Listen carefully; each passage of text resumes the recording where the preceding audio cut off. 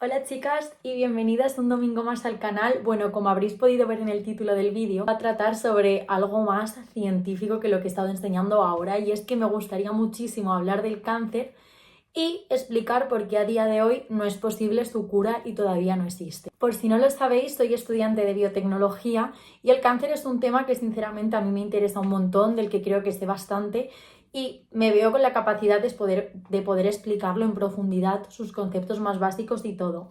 Entonces, si hay algún científico ya, doctor o algo viéndolo y digo algo mal, por favor, no me critiquéis, porque al fin y al cabo solo soy una chica en tercero de carrera que ha intentado explicar todo su conocimiento, informarse para poder explicar pues este tema que me parece que hay demasiada desinformación sobre él de la mejor manera posible. Así que yo de verdad que he puesto todo mi cariño, me he estado toda esta Semana Santa estudiando a fondo el tema del cáncer para poder transmitir bien todo lo que sé. Así que empecemos. ¿Qué es el cáncer? El cáncer es un conjunto de enfermedades en el que las células de un tejido en concreto de nuestro cuerpo pues se desarrollan de una manera un poco anormal y diferente a lo que hacen el resto. Pero bueno, vamos a partir de la base. ¿Qué es una célula? Bueno, pues una célula es la unidad funcional de todo ser vivo. Y esto significa que todos nuestros órganos y tejidos están formados por miles de estas células y cada una de ellas es capaz de llevar una función diferente.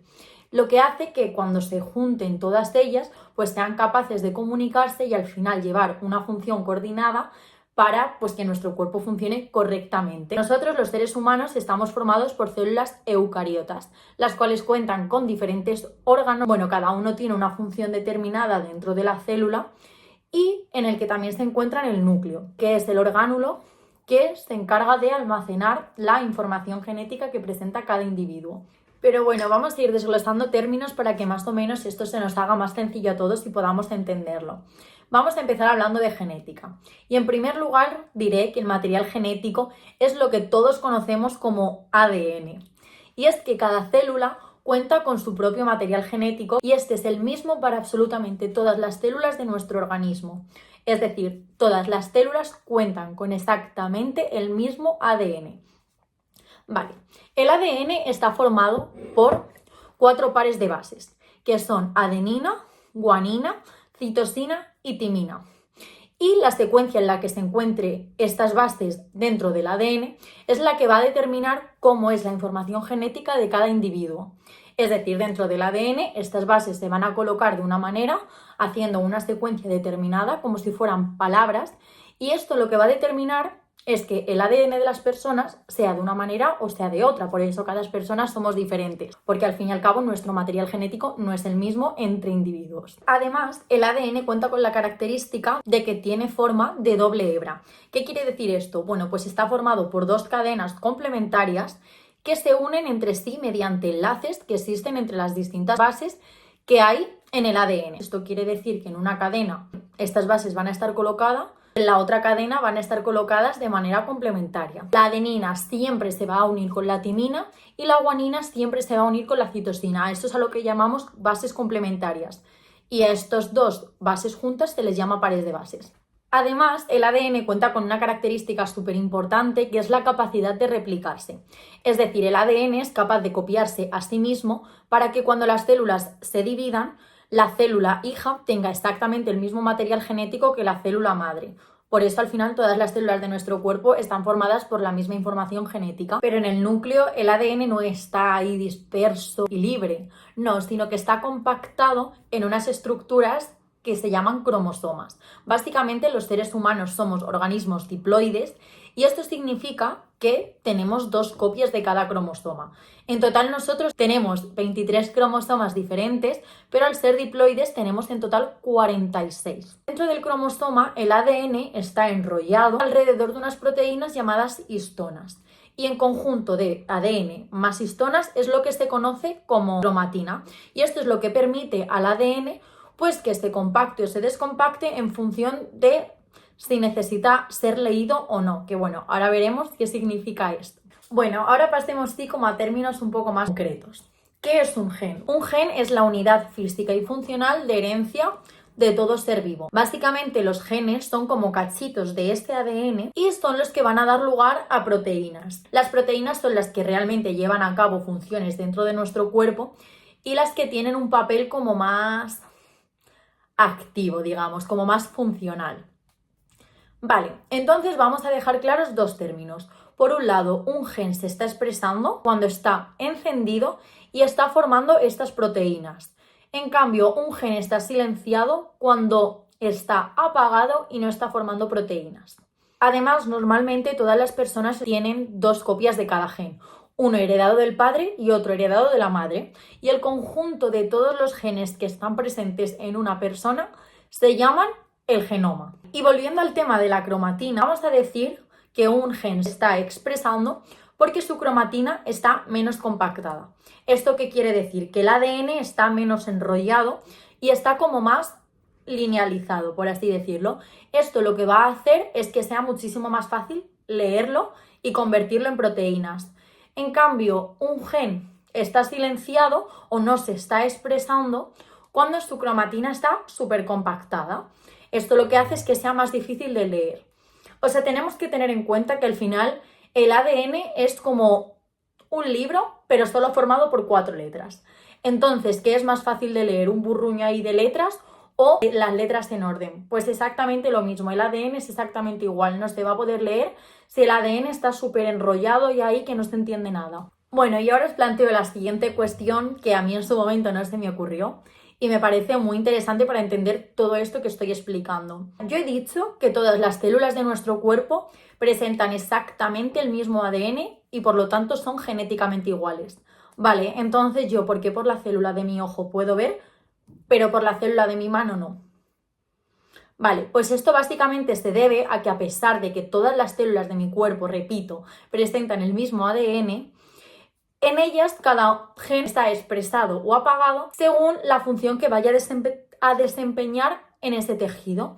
¿Qué quiere decir esto? Que no es necesario que estén activos todos los genes constantemente. Por eso en algunas células van a estar expresados unos genes y apagados otros, y en otras células lo contrario, se van a activar unos genes y se van a apagar otros diferentes a otras células del cuerpo. Esto lo que hace es que cada célula dentro del tejido solo lleve a cabo la función que es necesaria para ese tejido que la célula realice. Entonces, que un gen se apague o se exprese depende de la funcionalidad que tenga la célula de ese tejido. Y también os preguntaréis, vale, pero ¿cómo se apagan los genes?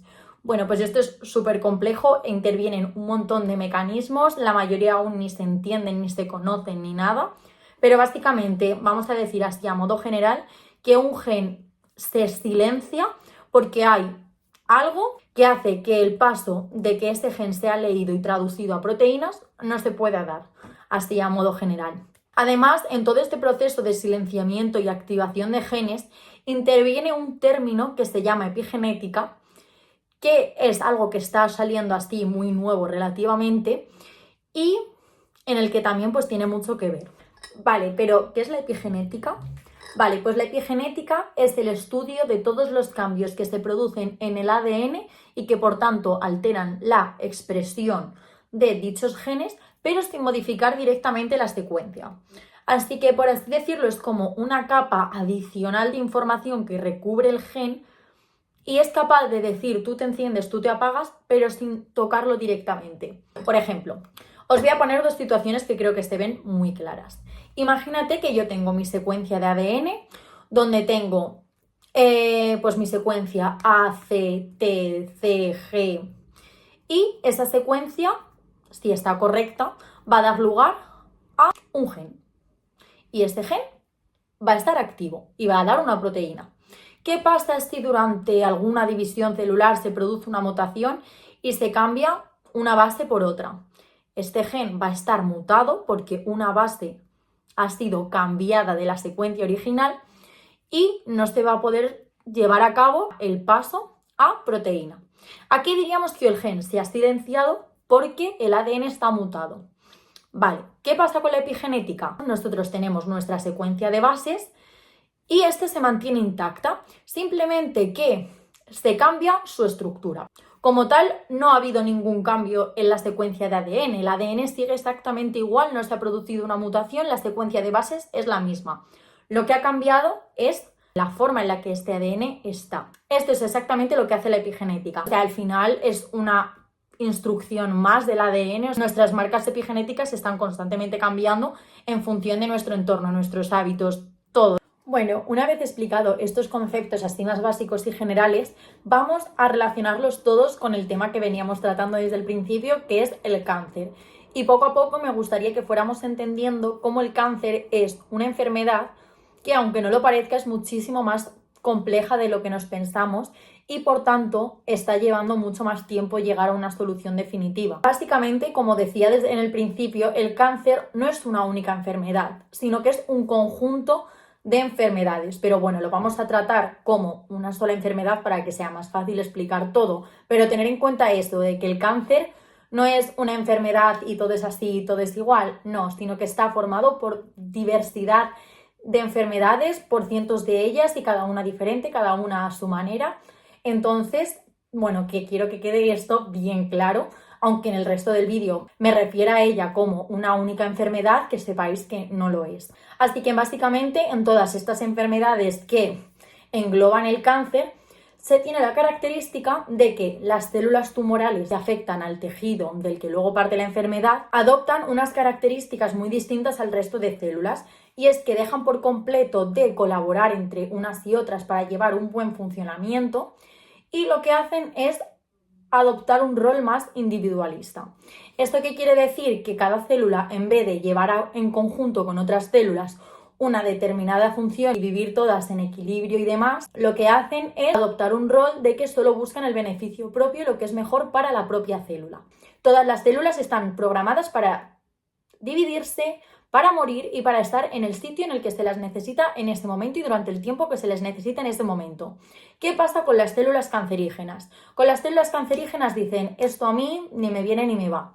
Y lo que hacen es adoptar unas características que les hacen dividirse, crecer e invadir territorios que no les corresponden. Es decir, empiezan a realizar sus funciones descontroladamente sin tener en cuenta que lo que están haciendo sea malo para el resto del cuerpo, por así decirlo. Entonces, esto lo que hace es que estas células se vuelvan especialmente peligrosas porque ya no están siguiendo un patrón, ya no están siguiendo las normas básicas que rigen el cuerpo humano, ya no están respetando ese equilibrio, sino que por el contrario están haciendo exactamente lo que quieren y se están yendo a sitios que no deberían y allí están creciendo masivamente, están dividiéndose constantemente, y esto al final lo que hace es precisamente eso, que se rompa el equilibrio del cuerpo humano y que se produzca pues lo que conocemos como la enfermedad del cáncer. Entonces, bueno, vamos a dejar claro que las células del cáncer pasan, por así decirlo, por dos etapas. En el primer lugar, en el que las células crecen y se dividen descontroladamente, pero dentro de un mismo tejido. ¿Esto qué quiere decir? Que como tal son benignos, porque esta masa de células que se ha dividido mucho y ha crecido mucho se puede estripar fácilmente y ahí no ha pasado nada. ¿Qué pasa? Que lo malo viene cuando estas células, que aparte de crecer y dividirse descontroladamente, aparte tienen la capacidad de invadir otros tejidos. Es decir, que si están en mi mano, pasan, por ejemplo, al tejido del pulmón a través de los vasos sanguíneos. Y esto lo que hace es que adopten la capacidad de colonizar territorios no propios que hacen que el tumor se vuelva maligno. Y llamamos metástasis pues a ese proceso, a esa fase en el que una célula tumoral pasa de estar en un sitio determinado a extenderse y a crear tumores secundarios. Además, se dice de que todo cáncer tiene su origen en un tumor primario que procede de un órgano o tejido específico. ¿Esto qué quiere decir? Que básicamente todas nuestras células del cuerpo se están dividiendo constantemente y el ADN, como ya he dicho, se está replicando constantemente para que nuestras células puedan tener el mismo material genético. ¿Qué pasa? Que la probabilidad de que surja un error es verdaderamente muy alta. Entonces, se sabe que durante estos procesos de división muchas veces se producen algún tipo de error, algún tipo de mutación que lo que haga es que se le dé a esta célula que ha sufrido el error la capacidad pues de presentar estas características cancerígenas. ¿Qué ocurre? Que cuando esta célula se siga dividiendo, este error se va a ir acumulando durante la descendencia y esto va a hacer que todas las células que proceden de esa alterada pues creen al final un montón de células tumorales. Y por eso se dice que al final todo tumor y todo cáncer procede de una sola célula, procede de un error concreto que ha ocurrido durante el proceso de división que ha dado lugar a que este ADN sea malo y la célula adopte una serie de características cancerígenas que le vaya pasando a su descendencia y por eso al final se empiezan a acumular un montón de células tumorales. Pero bueno, chicos, que no hay que preocuparse porque al fin y al cabo el cuerpo es algo en lo que pensó y dijo, vale, nos estamos aquí todo el rato dividiendo, mi maquinaria de replicación está todo el rato activa, vamos a crear sistemas que sean capaces de corregirlo, porque es que si no esto sería un cachondeo. Entonces, al final, nuestro cuerpo y nuestra célula cuenta con un material específico de corrección de errores, que básicamente en el momento en el que detecta un pequeño error, pues lo corrige y aquí no ha pasado nada. Incluso es que el error ya se ha llegado un poco a propagar, es donde entra en juego el sistema inmune, que bueno, ya lo veremos a continuación, pero lo introduzco aquí, en el que básicamente dicen, vale, esta célula ha salido mal para que nos siga produciendo celulitas, vamos a terminar con ella. Entonces esto es algo a lo que el cuerpo está muy acostumbrado y para lo que está preparado. O sea, no tenemos que alterarnos porque al final acabo de decir que todas las células se están dividiendo y provocando errores y realmente sí, pero estos errores se corrigen también todo el rato. Es como echar Tipex, o sea, tú echas Tipex automáticamente, pues tu sistema inmune hace lo mismo, echa Tipex donde ha habido un error y aquí no ha pasado absolutamente nada y todo sigue con normalidad. Y eso es lo que ha hecho que tú no te hayas muerto en el momento que has sido fecundado. Cuando hay que preocuparse, y es exactamente lo que ocurre en el cáncer, es cuando esta maquinaria empieza a dar fallos y no corrige estos errores como debería. Y esto es exactamente lo que ocurre en las células tumorales. Al final, las células tumorales tienen la capacidad de acumular errores y estos cambios genéticos muy rápidamente en su ADN, cosa que no es normal en el resto de células. Entonces esto hace que al final la maquinaria celular que pues se encarga de corregirlos deje de ser tan eficiente, incluso que deje de funcionar. Entonces esto lo que hace es que se empiecen a acumular muchos errores en estas células y le den todavía más beneficios para que ellas se sigan dividiendo y multiplicando con mucha más facilidad, porque al final no hay nada que lo pueda llegar a corregir. Esto lo que produce es una mayor inestabilidad genética, que lo que hace que los orígenes moleculares de cada tipo de cáncer sean completamente diferentes. Es decir, dos personas con un mismo tipo de cáncer, aún así no van a presentar el mismo, ya que la mutación genética que ha originado un cáncer y la mutación genética que ha originado otro cáncer dentro del mismo tejido y dentro de las mismas células no va a ser el mismo. Incluso dentro de un mismo paciente, las células que forman su masa tumoral tampoco van a ser las mismas, porque al final se están acumulando errores diferentes que sí se están transmitiendo a las distintas generaciones, pero a la vez estas generaciones siguen mutando. Esto a lo que va a dar lugar es a una gran variabilidad genética dentro del tumor, que lo que va a hacer que la población de células tumorales sea muy heterogénea y muy variada. Además, si ya metemos lo que he mencionado antes del epigenoma, ya aquí no solo interviene que en las células tumorales se vea afectada la secuencia de ADN y se produzcan mutaciones dentro de esta secuencia, sino que durante el cáncer también se ve alterado el epigenoma. Y esto quiere decir que se empiezan a producir marcas epigenéticas que no deberían estar ahí. Entonces, aparte de que encima el ADN empieza a mutar, las marcas epigenéticas también empiezan a cambiar y empiezan a apagar y silenciar genes en función de lo que les apetezca hacer. Y esto también hace que sea muy complejo pues buscar un origen común para todos los cánceres, porque al final, imagínate que yo tengo un tumor en el pecho y tú tienes otro tumor también en el pecho. Es que ya no es solo que nuestros tumores vayan a ser diferentes, a pesar de estar en la misma zona, en el mismo tejido, afectando a las mismas células. Ya no es solo por el hecho de que la mutación que ha causado mi tumor sea diferente a la tuya, sino por el hecho de que las marcas epigenéticas que estén actuando en mi tumor van a ser también diferentes a las tuyas. Entonces, ¿cómo solucionamos esto? Si es que no sé ni siquiera qué está originando el cáncer. Es muy difícil. Entonces, quedaros con esto, que al final en el cáncer se produce una gran inestabilidad genética, que lo que hace es que las diferentes células tumorales sean muy heterogéneas. Bueno, como hemos visto, el cáncer depende de la acumulación de diferentes cambios genéticos dentro de nuestra secuencia de ADN y también cambios epigenéticos también alrededor de la secuencia de ADN, y que estos cambios son diferentes en cada paciente, incluso dentro de cada individuo. Entonces, bueno, como término general, vamos a llamar a estos genes que acumulan mutaciones y cambios epigenéticos y que por tanto dan lugar a células tumorales como genes críticos del cáncer. Entonces, bueno, estos genes críticos para el cáncer pueden ser de dos maneras diferentes en función de que si cuando se apagan producen el cáncer o en función de si cuando se encienden producen el cáncer. Vale, aquí vamos a tener dos tipos, los protoncogenes y los supresores de tumores. Los protoncogenes son aquellos genes que de manera normal se encuentran silenciados, pero por alguna mutación, por algún cambio epigenético dentro del ADN, se van a encender cuando deberían estar silenciados. Y esto lo que va a hacer es que pasen a llamarse oncogenes, es decir, un oncogen es un protooncogen activado. El protoncogen silenciado, oncogen activado.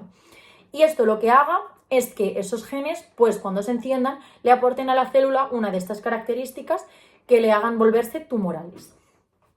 Por el contrario, tenemos los genes supresores de tumores, que son aquellos que se encuentran activos y están previniendo que genes que son capaces de provocar un tumor o una célula tumoral se enciendan. Es decir, los genes supresores de tumores están activos, pero están silenciando genes como por ejemplo los protoncogenes. ¿Qué ocurre? Que si estos genes se silencian, es decir, si un supresor de tumor pasa de estar activo a estar apagado, ¿quién silencia ahora al protoncogen? No se silencia, al revés, se enciende. Y esto lo que hace es pues, que la célula al final obtenga características que la hagan tumorales. Entonces, bueno, hasta aquí la parte un poco de genética, pero que os quede claro eso. Simplemente que al final en el cáncer pues se están produciendo mutaciones y cambios en el ADN constantemente, que lo que hacen es que se activen pues diferentes genes o que se silencian diferentes genes, que lo que hagan es que de una manera o de otra se activen propiedades en la célula que no deberían estar activadas y el que hagan que esta célula pues se empiece a multiplicar descontroladamente, empiece a crecer un montón y al final acabe pues pudiéndose ir a zonas en las que no debería estar e invadiendo otros tejidos y allí también generando otro tumor y haciendo todo esto y que al final pues lo que os decía, que es que al final esta variabilidad es muy diversa. Ya no es solo el hecho de que cada mutación sea diferente, sino que también el hecho de que cada gen que se activa o que se silencia también es diferente. Entonces, al final, tener un control de cada célula en cada tipo de tumor, cómo está respondiendo, cómo está cambiando, pues es muy difícil y no se sabe, o sea, ni siquiera se sabe cuáles son todos los protoncogenes, cuáles son todos los represores de tumores, cuáles son todas las mutaciones que llevan a cabo pues que se adopten dichas características, cuáles son todas las marcas epigenéticas que pueden ocurrir en el ADN, cómo estas marcas epigenéticas se activan y se desactivan y por qué, o sea, es que al final no se sabe nada, o sea, se sabe pues lo que os he contado, que es la forma general de cada cosa y bueno, cosas un poco a lo mejor más profundas, pero lo que es la idea general sí que se sabe, pero ya cada cosa concreta y cada diferencia concreta es algo completamente desconocido. Entonces, partiendo de esta base, ¿cómo vamos a encontrar una cura global que cure el cáncer si yo no sé ni siquiera qué crea el cáncer? ¿Y por qué mi cáncer es diferente en ti? ¿Y por qué mi cáncer es diferente en mí? ¿Y por qué una población con un montón de cánceres no tienen ni siquiera los mismos? Entonces, esto quiere decir que aunque creen una cura para el cáncer, a lo mejor crean una cura para tu cáncer, pero para el mío, ahora mismo, pues no se va a poder curar. Entonces, bueno, dejando esto de la genética y la epigenética a un lado, vamos a ver, como ya os he dicho, la relación que existe entre el sistema inmune y el cáncer. Pero bueno, esto lo voy a pasar de una manera totalmente superficial y rápido porque es que el sistema inmune es algo tan sumamente complejo que necesitaría 7 vídeos solo para explicar una mínima parte de lo que supone el sistema inmune. Pues imaginaros encima meter todo esto en el cáncer. Así que simplemente os voy a dejar como claro lo básico que hay que saber entre la relación que existe entre el cáncer y el sistema inmune para que lo entendáis, pero que sepáis que hay muchísimo más trasfondo dentro de todo esto. Bueno, en primer lugar, como todos ya sabemos, el sistema inmune se encarga pues de proteger al organismo de agentes infecciosos o agentes malignos que puedan dañar el equilibrio interno que existe en nuestro organismo. Por lo tanto, el sistema inmune de manera normal también es capaz de reconocer estas células tumorales y eliminarlas cuando reconoce que esto va a dañar a nuestro cuerpo. Entonces, por así decirlo, un tumor puede ser fácilmente erradicado dentro de nuestro organismo por el sistema inmune. ¿Qué ocurre? Entonces os preguntaréis, si es tan fácil, tan maravilloso, ¿por qué narices seguimos teniendo tumores, seguimos teniendo cáncer, si tenemos un sistema inmune maravilloso que debería estar ahí para protegernos?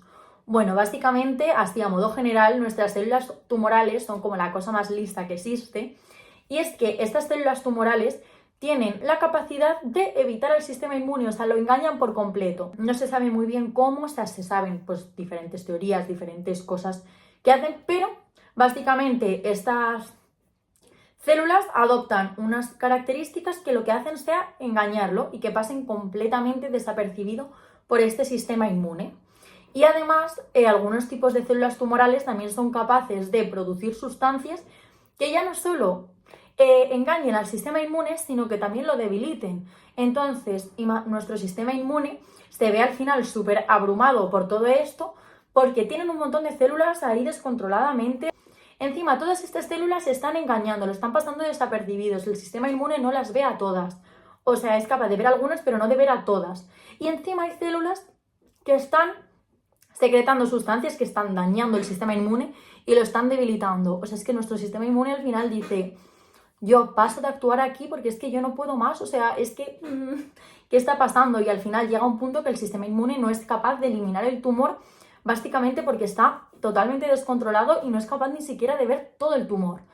Así que simplemente quedaros con esto, que las células tumorales son capaces de evadir al sistema inmune y debilitarlo. Por eso el sistema inmune llega a un punto en el que, por mucho que sea capaz de manera normal de reconocer a células tumorales y terminar con ellas, cuando ya se alcanza un estadio tumoral más, pues como os he dicho, maligno, incluso cuando no es maligno, en la fase benigna también puede pasar, nuestro sistema inmune no es capaz de acabar con estas células, básicamente porque no puede. Bueno, pero que tampoco os tenéis que alarmar porque os repito que al final es súper fácil que se produzca una mutación en nuestro cuerpo y que aparezca de vez en cuando una pequeña célula tumoral y nosotros al final ni nos enteremos porque nuestro cuerpo ha sido capaz de eliminarla, porque nuestro cuerpo está preparado para matar tumores. Entonces, bueno chicos, estamos llegando al final del vídeo y creo que se ha podido entender y he dejado claro cómo el cáncer es una enfermedad súper compleja, que es muy difícil también encontrar su cura y que sí que es verdad que a día de hoy se están aplicando un montón de tratamientos que consisten principalmente, pues a lo mejor en extraer el tumor quirúrgicamente o en usar sustancias como la quimioterapia o la radiación, pues para acabar con esa masa tumoral, pero que al final son técnicas que no previenen que el cáncer vuelva a aparecer. O sea, son terapias que al final pues sí que es verdad que pueden acabar con esta masa tumoral en una zona concreta, pero no garantizan que el cáncer no vaya a aparecer, ni mucho menos. O sea, no son técnicas ni tratamientos que te aseguren de que una vez los aplicas y empiezas a usarlos, el cáncer vaya a desaparecer para siempre. Y es que no, o sea, en personas sí que es verdad que no ha vuelto a aparecer y después de pasar por quimioterapia se han curado completamente, pero también hay personas en las que ha vuelto a aparecer. Es que al final son terapias como un poco para pues ir tirando con lo que tenemos, por así decirlo, ¿no? Entonces son terapias que te aseguran que pueden tratar el cáncer, pero no te aseguran de que vayan a acabar con el cáncer. Y es que al final buscar una cura única y definitiva para tratar todos los tipos de cánceres que existen en el mundo es que es algo que a día de hoy es completamente imposible. O sea, es que es algo que ahora mismo ni se piensa en hacer, porque es que es algo como buscar básicamente una aguja dentro de un pajar. Es que imaginaros, o sea, atacar a lo que lo origina, tipo tratar al cáncer de raíz. Es que, ¿y a qué ataco si es que no lo sé qué lo está causando? Entonces, básicamente tampoco quiero desanimaros porque sí que es verdad que a día de hoy se están desarrollando un montón de técnicas y tratamientos que a día de hoy funcionan y se han usado ya en pacientes que tratan el cáncer, pero sí que lo hacen desde un enfoque un poco más diferente a lo que pensamos. Que bueno, pues si os gusta este tema, pues decírmelo, intento hacer un vídeo pues hablando de diferentes terapias que a día de hoy se están usando para el cáncer, más allá de las que conocemos de quimioterapia, cirugía convencional y todo eso. Pero sí, o sea, es que al final ni siquiera estas terapias, o sea, se aplican a todo tipo de cánceres. O sea, es que para tratar el cáncer, desde mi punto de vista, creo que habría que hacer algo más terapia personalizada, porque es que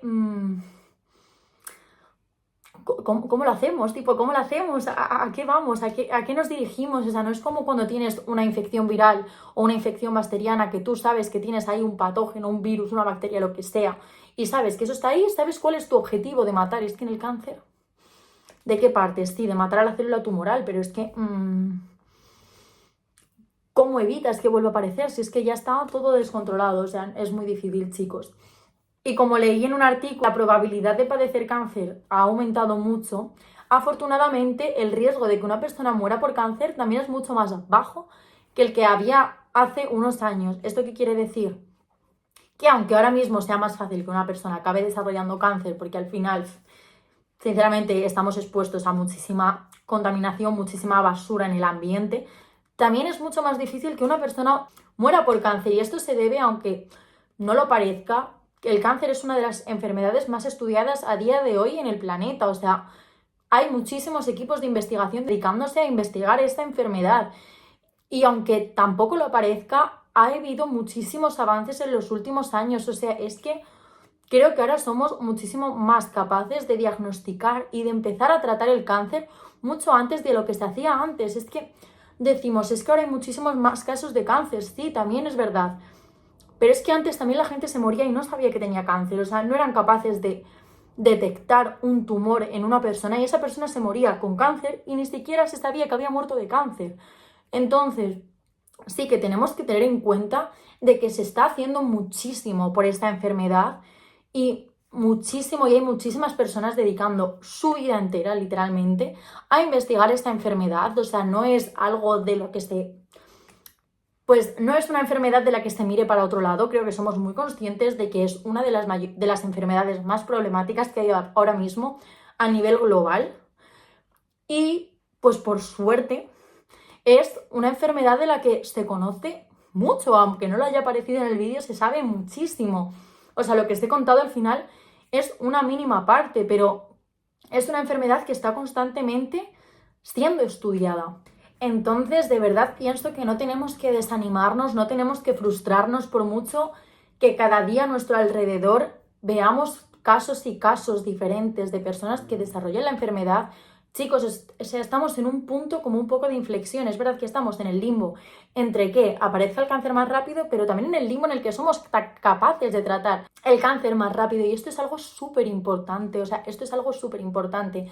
Entonces yo creo, y lo que os recomiendo, es que si de verdad os gusta este tema, pues sigáis informándoos, sigáis investigando, sigáis leyendo artículos sobre todo lo que es, cómo está este mundo ahora mismo, que sí, que sigáis dándole visibilidad a esta enfermedad y tanto a esta enfermedad como a todas las enfermedades que hay ahora mismo en el panorama mundial, que son muchísimas. Hay enfermedades raras que todavía no se sabe nada de ellas y eso sí que me parece un problema. Quiero deciros que la investigación es algo súper mega importante a día de hoy y que estamos obviando. O sea, la investigación salva vidas. Si no se investiga, no vamos a llegar nunca a nada. Y sé que la investigación a día de hoy supone un gasto, porque investigar supone dar con resultados que no llevan a ningún lado y repetirlos y gastar material y gastar dinero y gastar recursos, pero la sanidad es algo que puede salvar vidas de muchísimas personas en el futuro.